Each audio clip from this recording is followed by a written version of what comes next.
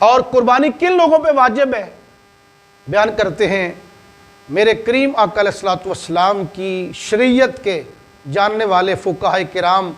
وہ بیان کرتے ہیں کہ قربانی جن لوگوں پہ واجب ہے ان میں سے پہلا شخص وہ ہے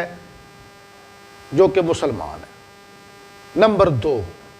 وہ شخص مقیم ہو، نمبر 3 وہ شخص آزاد ہو، غلام نہ ہو،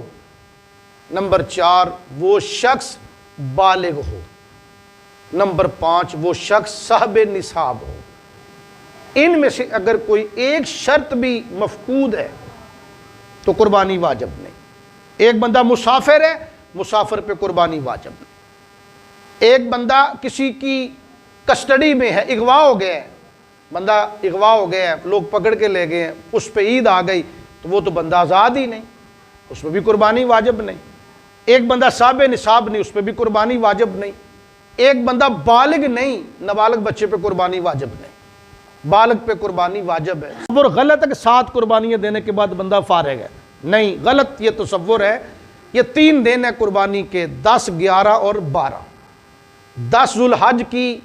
نماز عید الاضحیٰ کے بعد سے لے کے 12ویں ذو الحج کے غروب آفتاب تک اگر یہ بن جاتے ہیں 3 دن اور 2 راتیں، ان 2 راتوں کے اندر اگر کوئی بندہ 52.5 تولے چاندی، جو زکوٰۃ کا کم نصاب ہے، 52.5 تولے چاندی کا اگر مالک بن گیا، اس بندے کے اوپر قربانی کرنا واجب ہے۔ اور ہاں سن لیں، ایک بندے کے پاس وقتی طور پہ نقد کی صورت میں پیسے نہیں، ویسے ماشاءاللہ پلاٹ موجود ہے، زمین موجود ہے،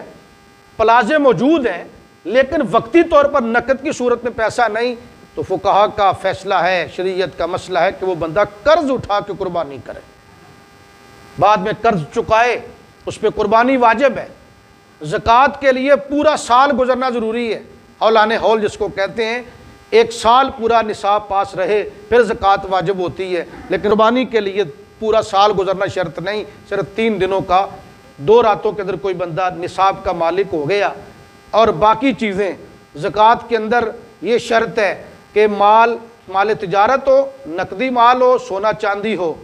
یا مال تجارت سونا چاندی یا نقد کی صورت میں 3 قسمیں مال کی، لیکن قربانی کے اندر ہر وہ چیز جو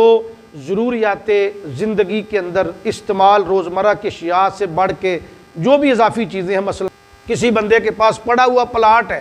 کسی بندے کے پاس خریدی ہوئی زمین ہے، اسی طرح باقی چیزیں ہیں، تو اگر یہ چیزیں موجود ہیں تو فقہا بیان کرتے ہیں کہ اس بندے پہ قربانی کرنا واجب ہے، وہ قربانی کرے۔ اور میرے حضور نے فرمایا تھا کہ جس بندے میں استطاعت پائی جائے پھر بھی وہ قربانی نہیں کرتا، میرے آقا فرماتے وہ ہماری عیدگاہ کی طرف نہ آئے، وہ عید پڑھنے نہ آئے ہماری عیدگاہ کی جانب۔ یہ حضور کا ارشاد پاک ہے۔ آج لوگ بڑی غلطی کرتے ہیں اس سلسلہ کے اندر، قربانی کے سلسلہ میں، اور ایک بڑی غلطی یہ کی جاتی ہے کہ لوگ صاحب نصاب خود ہوتے ہیں، لیکن کیا کرتے ہیں کہ یہ جی قربانی میرے ابا جی کے نام کی، یہ قربانی میری والدہ کے نام کی ہے۔ یہ بات ذہن میں رہے کہ قربانی کی 2 قسمیں ہیں، ایک واجب، ایک نفل۔ جو شخص صاحب نصاب ہے اس پہ قربانی کرنا واجب ہے،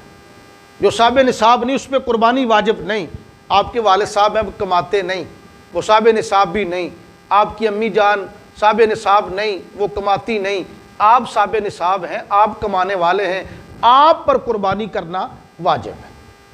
اور بعض اوقات گھر والیاں کہتے ہیں میری طرف سے قربانی کرو، آپ خود نہ کرو، تو وہ بیچارہ صاحب نصاب خود ہوتا ہے، قربانی گھر والی کی طرف سے کرتا ہے۔ یہ شریعت کے ضابطے کے خلاف ہے۔ علماء یہ بھی بیان کرتے ہیں کہ اگر کوئی بندہ نہیں 2 قربانیاں کر سکتا، وہ ایک ہی قربانی کرے، اللہ سب کی طرف سے قبول فرما لے گا، یعنی والدہ کی طرف سے بھی ہو جائے گی، اولاد کی طرف سے بھی ہو جائے گی، بیوی کی طرف سے بھی ہو جائے گی۔ یعنی شریعت ضابطے کا نام ہے، بے ضابط کی شریعت کے اندر نہیں ہے، ضابطے پہ عمل کریں۔ دیکھیں، آپ اگر قربانی کرنا چاہتے ہیں تو آپ اگر اپنی والدہ کی جانب سے کرنا چاہتے ہیں 2 قربانیاں کریں، ایک اپنی طرف سے جو کہ آپ پہ واجب ہے، ایک اپنی امی کی جانب سے جو کہ ان کی طرف سے نفل ہوگی۔ اگر آپ کسی ایسی ہستی کے نام قربانی کرنا چاہتے ہیں کہ جو دنیا سے پردہ کر چکی ہے، آپ جناب مولا علی شیر خدا کی طرف سے قربانی کرنا چاہتے ہیں، نبی پاک کی جانب سے قربانی کرنا چاہتے ہیں، آپ داتا صاحب کی جانب سے قربانی کرنا چاہتے ہیں تو وہ بھی نفل ہوگی، کیونکہ حدیث میں آتا ہے، سنت مولا علی شیر خدا ہے، آپ نے حضور نے آپ کو وصیت فرمائی تھی کہ علی میری طرف سے قربانی کرتے رہنا، تو مولا علی شیر خدا نے میرے کریم آقا کے پردہ کر جانے کے 30 سال بعد تک آپ 2 قربانیاں کرتے رہے۔ کسی نے پوچھا کہ آپ 2 قربانیاں کیوں کرتے ہیں؟ آپ فرمایا کرتے تھے ایک قربانی میری طرف سے ہے، دوسری قربانی میرے آقا محمد عربی کی طرف سے ہے۔